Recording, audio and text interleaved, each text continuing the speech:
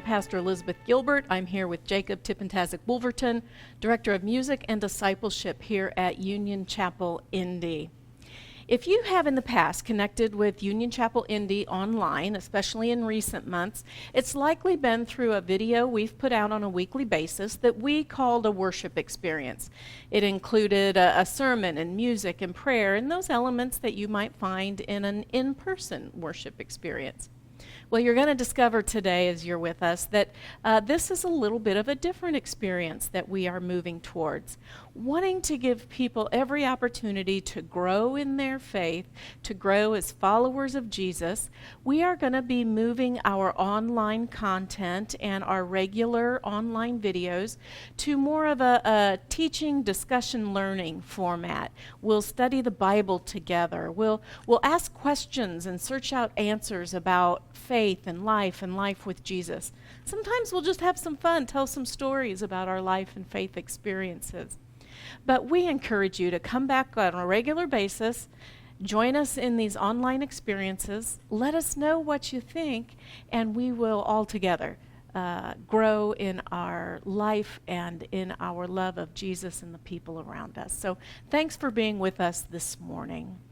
Well, welcome.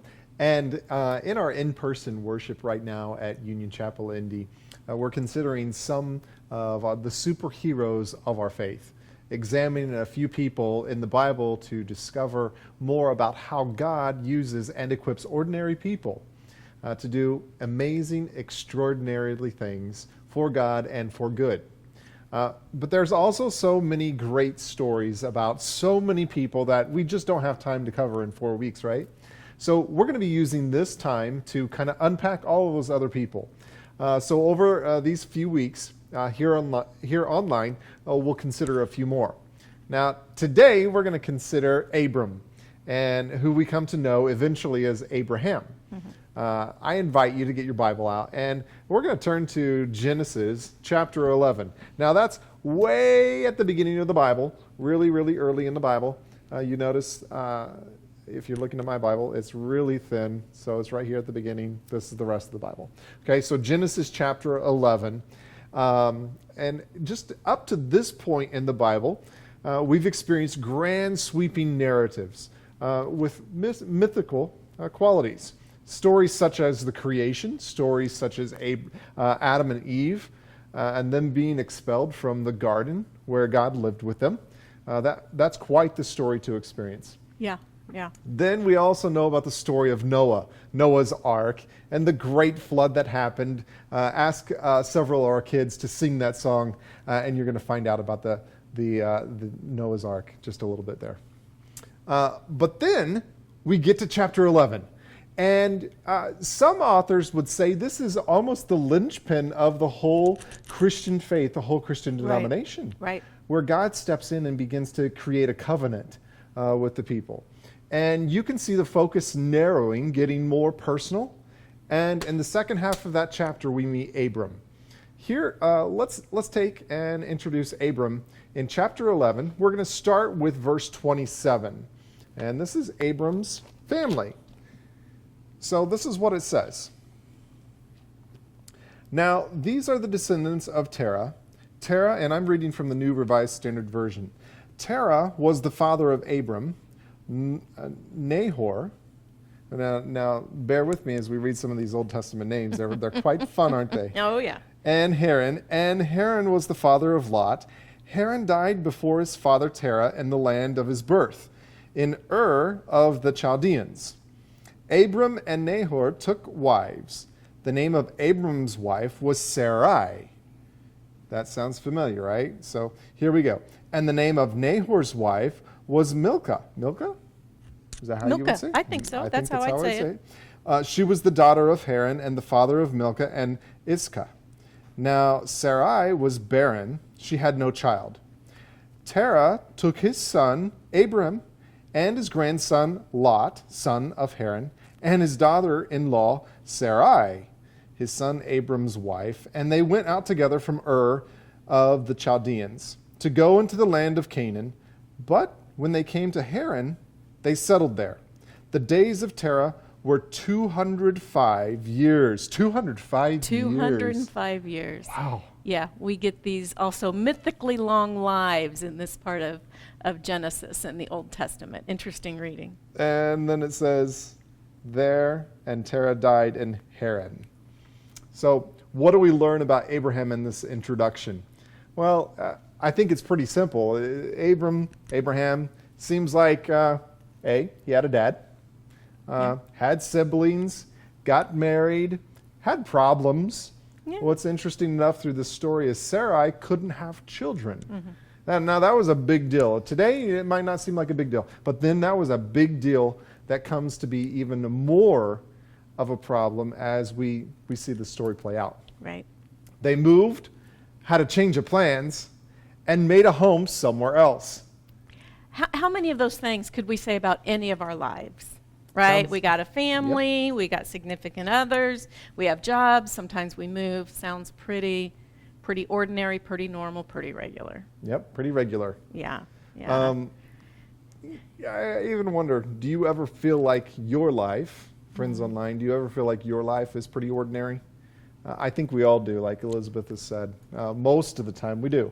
Yeah. Right. Oh, my husband and I just had a conversation this week about, are we exciting enough? You know, we go to work, we come home, we cook dinner, we watch a little TV, we go to bed, day after day. And we decided for the most part, that's okay. That's okay. That's what life largely is just doing things together every day. So, yeah, I'd say my life is probably pretty ordinary. Yeah, well, it sounds like Abram was as ordinary as they come.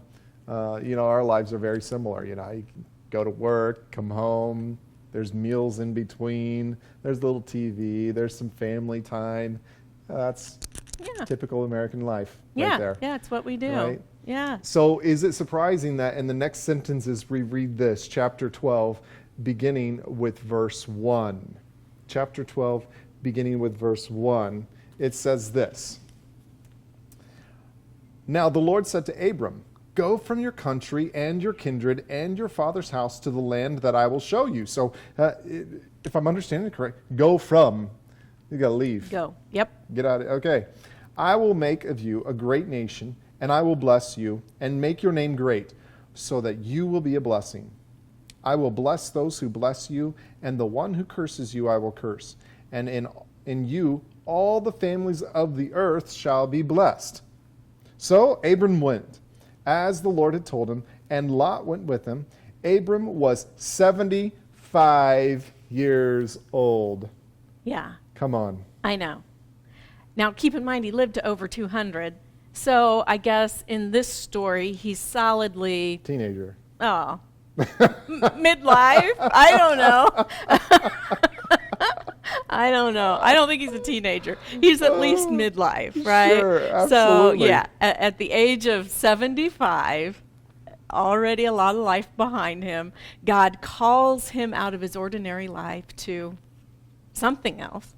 We don't really even know yet what, but it's gonna be big, and we're gonna discover that God changes the course of history through Abram in this instant. I love this part. God has taken an ordinary man. We've already talked about he's got a dad, he's got a family, things seem ordinary. He takes an ordinary man and he does extraordinary things. Yeah, really extraordinary as we see the story unfold. And it was interesting, we saw in the scripture that we read, through Abram, God intends to bless the entire world. Not just his family, the entire world. Yeah, that's quite a big promise. Huge. From God. Yeah. With not a lot of instruction. He says to Abram, go, and I'm going to do this thing. I mean, I wasn't 75 when I sensed a call into pastoral ministry, but I thought I was too old for what God was calling me to. Not unlike Abram. I had a husband, I had kids, I had responsibilities, a home, I had a life, and here I'm sensing God calling me to something else, and I just wasn't so sure about it. I just couldn't imagine myself doing it. I eventually got over that, but you're doing a new thing in your Yeah. life. You're in seminary Yep. right now, working towards pastoral ministry, second career. You already had a job and a life and a career before that. Did you have any misgivings about starting out again? Oh my gosh. Yeah, so I think this marks my 23rd year of ministry total in music ministry. Okay, right, so, right. And I knew as a kid, I grew up, for those that don't know, I grew up as a pastor's kid. And everybody would always ask me, are you going to be a pastor just like your dad? No, no. Right, so right then, I was like, absolutely not, I'm not doing that. And I learned really quickly, I think I used the word never. I learned right there and right then, don't ever use the word never. No, never's a very long time. Oh my gosh, and whenever you say never, it tends to happen. Okay, so fast forward, I went into music education as my vocational call. I felt, I definitely as a teenager felt called to ministry, and I was encouraged to be an educator at the same time. So I said, okay, and I did that for about 10 years, taught all age groups in music education, high school choir, until the opportunity came along to be in full-time ministry. And now fast forward to where we're at today, where I'm going through seminary, there was a lot of apprehension. There was a lot of, do I really want to, like you said, change careers? I mean, going into pastoral ministry is different from being a music director, Right. Or even a children's director, and Yeah. for here, discipleship director. It's a lot different. But what was interesting through all of this, I was reading up through some resources, and I saw and read this quote, God is more faithful and patient with us than we are with God. Oh, yeah. Oh my gosh. I think about those 10 years of being a music educator. I loved it. I loved what I did. But I kept going, okay, God, I'm ready. I'm ready for the next thing. Can we just go ahead and open that door? Just Okay. let's go. Open that door. I'm ready to walk through it. Yeah. I've already sensed the call. I know this. We're going to do this. And it's interesting about God's timing. Sure. Right? And I've come to realize there isn't a door that I can try to open on my own. And as soon as I do, if I try, it might open. If it opens, is it going to be God's best Yeah. for me? Right. Right. I might succeed in it, but is it really truly what God intends for me? So I've learned to kind of wait, be patient, be really patient, be extraordinarily patient, Yeah. and just go through that door when I feel God opening that door. Like when God said to Abram, go. At 75, Yes. go. You waited till God opened the door and said, go. Yeah, can you imagine 75 years? I don't know if Abram knew this is what God intended for his life or not.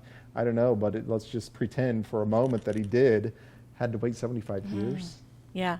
Yeah. Just going, I've okay, never God. thought of it like that. Yeah. Yeah. Okay, God, when are we going to be doing this big thing that you talked about? Yeah. But this is what I also know. In our own lives, we experience struggles. We experience setbacks and failures, but God still has a plan for us. And that's really what I hold on to. God, you've got a plan for me. I might not see the whole picture right now, but I know you got a plan. Yeah. Yeah. That's the thing with God. I don't think God very often lays out the whole thing in front of us. He didn't to Abram. He said, go, and I'm going to do some things through you. He didn't tell Abram how it was going to work out. No. Wise advice that I was given, Elizabeth, was work through doubts and frustrations by making lists of blessings that God has done for you. That's great advice. Right? So as I'm in the throes of what it is, and I'm going, okay, God, I know what you've called me to do. And by the way, our callings aren't always ministry related, right? Sure. I think so many times we think, oh, it's calling, so that you're called to church ministry. No, we're called to whatever vocation you're called to, right? Yeah. So whether it's a bank teller or an educator, maybe it is ministry, whatever it might be, that's what we're called to. But when we're in that moment and we're getting frustrated and we don't see God's blessings, I think that's when you need to stop and actually reflect and go, okay, this is where I've seen God at work God showing up in my life. Yeah, that's a great suggestion. When it doesn't feel like things are going how you think they ought to go, take a moment, pause, look for those places God's been at work, and see what God's been up to. Yeah. Yeah, good suggestion.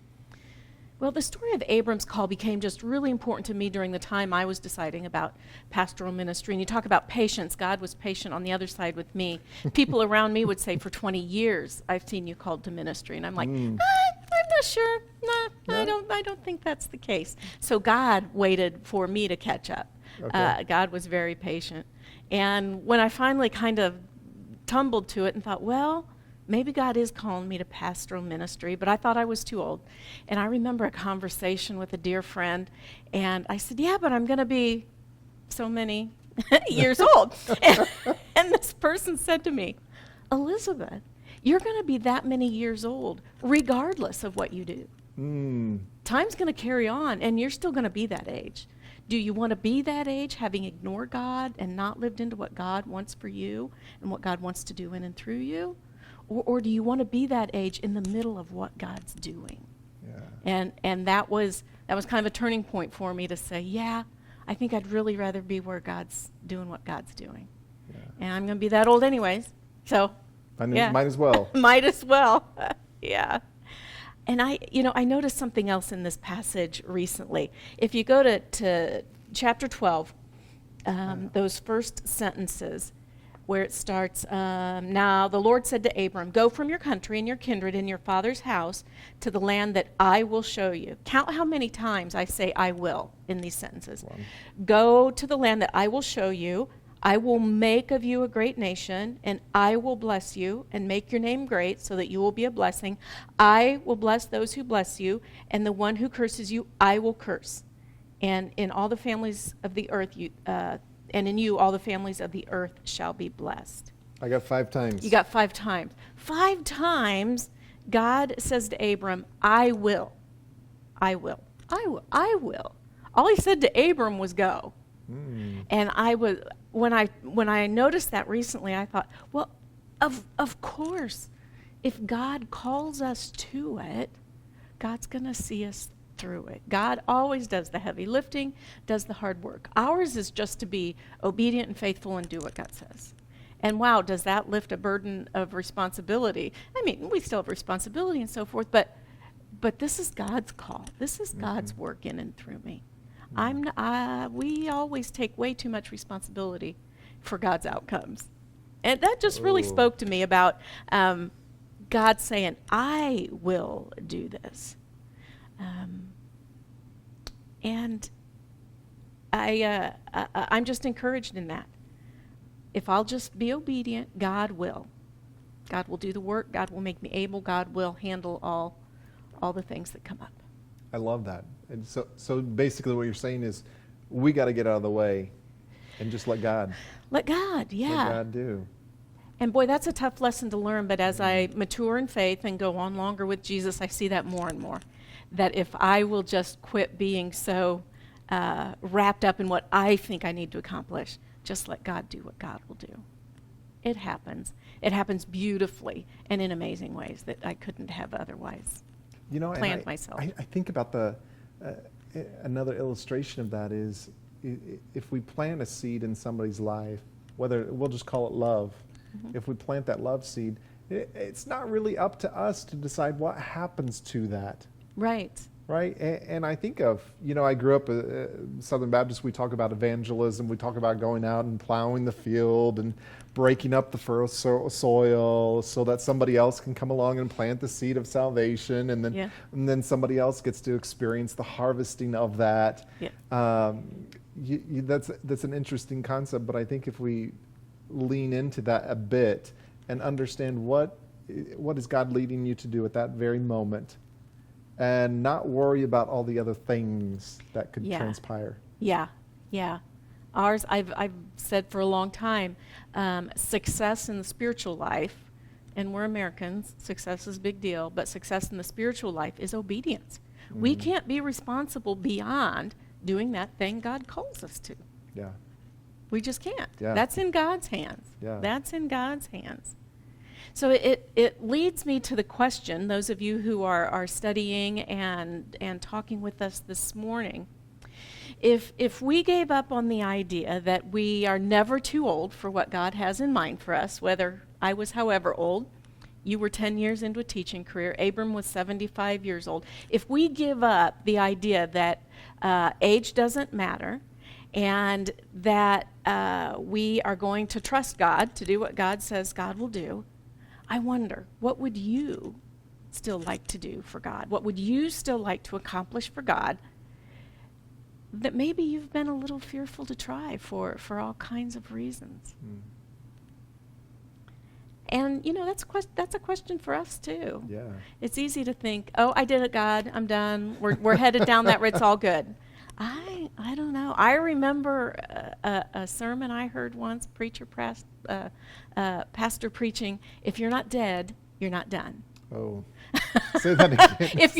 If you're not dead, you're not done. Okay. God always has that next thing to call us to.